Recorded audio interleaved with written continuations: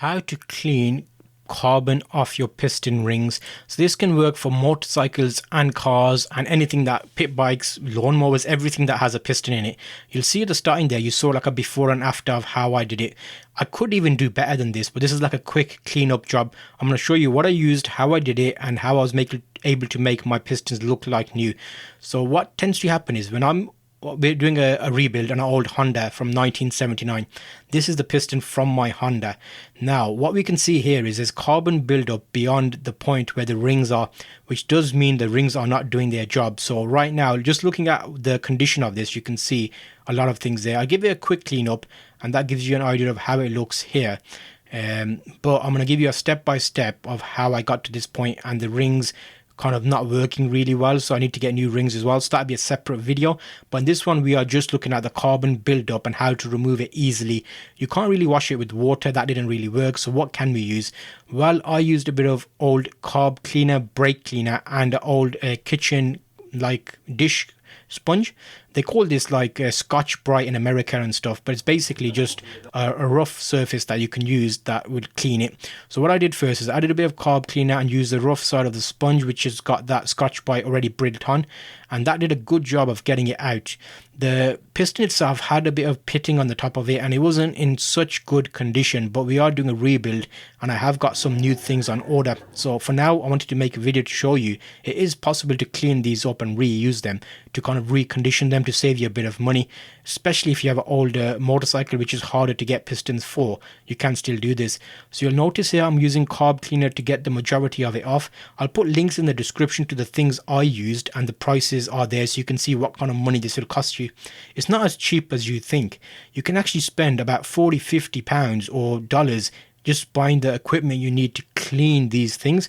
Sometimes you'd think, wait a minute, the pistons only cost 20-30 pounds, so why don't I just buy new pistons? This is something you need to think about. Do you want to be ingenuitive and clean up what you've got and sustain the planet, or do you want to go and buy just a new lot of stuff, which also is arguable because some of the chemicals we're using here aren't really great for the environment. But as long as you're cleaning it in the right way and kind of disposing of all the cloths and everything that's got chemicals on it in the right way, you should be fine. I have a separate bag in the garage which I put all my chemical stuff in and take that to a recycling center where they get rid of it like safely, where they have a special section for fuel and old oil and chemicals and things. So first thing you can do is use a steel wool. Now this you have to be careful with, as if you have aluminium piston rings or anything else that can get scratched up easily, then it's going to create scratching and scoring. So I'm using glue gun, which I found worked quite well. So here we're doing like a gentle rub. I'm not pushing down too hard. I'm just trying to get rid of the main carbon buildup. I did do an experiment later on in this episode as well, where I put in paint thinner, things that we would call like acetone in America, but we call it paint thinner, basically white spirit. I put that in a container, left the pistons overnight to see if that loosened up everything, and I also tried it with fuel like diesel and petrol. So you'll see that in my later, well, in this video basically you'll see what the results were of that. So doing this little quick rub with the steel wool, you can see I got majority of it clean, a lot of it came off. I'm using the glue gun. That was like quite nice smelling. It smells like orange and it's quite thick. It's like a gel type thing, so I was quite surprised with that. It's quite pricey, but it's better than using something that just stinks, so it was nice in that regard. So here I'm using it, making sure there's no scratches. I'm also using my little scouring pad, which has like a poor man's Scotch Brite already built onto it. So keep that in mind. Again, I'm using the carb cleaner here on the top just to loosen up all the main carbon on top. And you will be surprised, as you saw in the starting, I was able to get this to a very good standard. You can actually see on the right my clean one. This is my second one that I'm doing.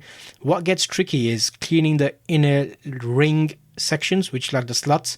I was using carb cleaner first and used this soft bristle brush, but I also used wooden toothpicks to kind of just work on that as you're watching TV or something. Keep like a cloth in your lap and work on it and just get rid of all that old build-up, because the main thing here is we want it to be nice and free for the rings to spin. We don't want them to jam up when they're in the pistons, which you may kind of experience as you're doing this, to keep it clean and working. So the main things I'm using here is I did a number of things. I used mainly on the pistons brushes, brass brush and wire brush, but the wire brush was like basically like a toothbrush with basically firmer bristles. I also use carb cleaner. I used Goo Gone, which is like a type of adhesive remover. What else did I use? I used a bit of white spirit to clean it off, but that was basically it. It's mainly elbow grease. There isn't like a quick trick on these. I've seen a few videos online where people use loads of things and soak them overnight, and there's chemicals and things. So just keep an eye on that. And if you've got like an hour, 2 hours, and you've got this equipment that I'm showing you here, you will be able to get them clean.